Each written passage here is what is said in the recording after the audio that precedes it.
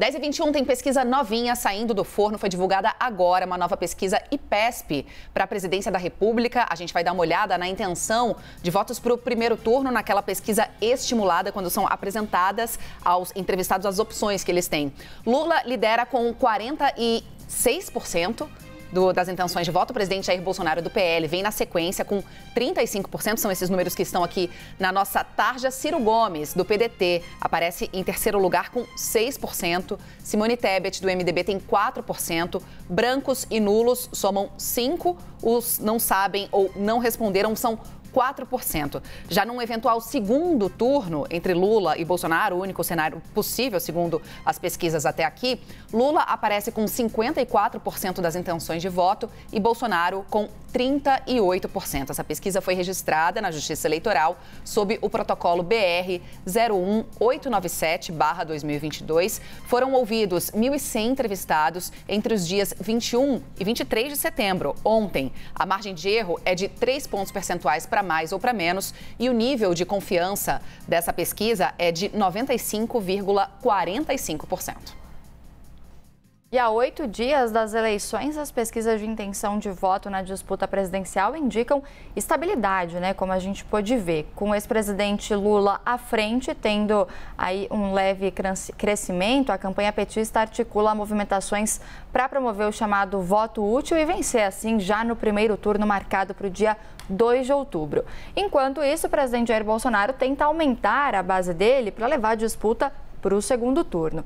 E para a gente conseguir fazer um balanço, uma análise e uma leitura melhor dessas últimas pesquisas, a gente conversa agora com o Bruno Caraza dos Santos, que é cientista político da UFMG e professor também da Fundação Dom Cabral e gentilmente nos atende nessa manhã. Professor, bom dia, bem-vindo aqui ao CNN Sábado.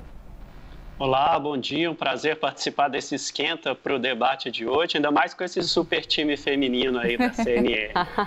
Muito obrigada, professor. A gente teve agora esse resultado da pesquisa IPESP, que foi bem parecido com o resultado anterior, indicando aí, o ex-presidente Lula à frente, com 46% das intenções de voto, e o presidente Jair Bolsonaro, que tenta a reeleição, com 35%.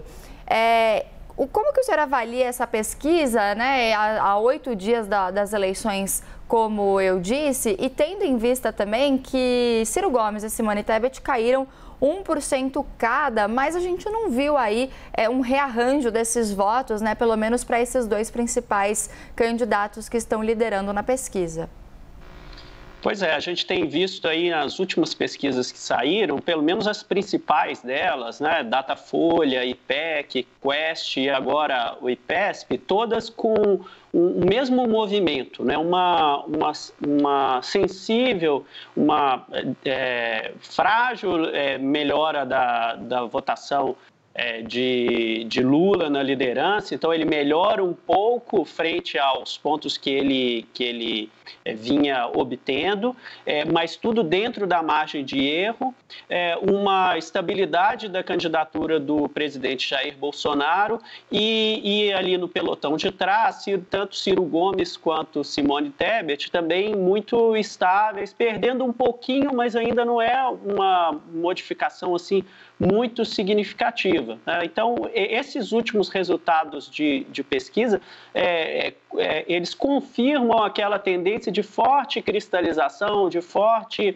estabilidade nas pesquisas para essa eleição presidencial desse ano.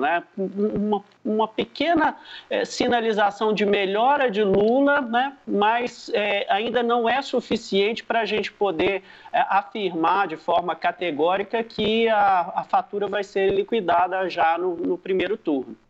Pois é, professor. Perdão, vai, Tainá, pode ir, perdão. Professor, bom dia, obrigada pela sua entrevista aqui na CNN. Tainá Farfan falando agora com o senhor. A gente estava aqui destrinchando os números aqui ao vivo, a gente faz tudo ao vivo, também recebe a pesquisa na mesma hora que você. E me chamou a atenção os números da probabilidade de voto. Os números que mostram que não votariam de jeito nenhum em Lula são 42%, em Bolsonaro 54%. O que esses números dizem pra gente nessa altura do campeonato?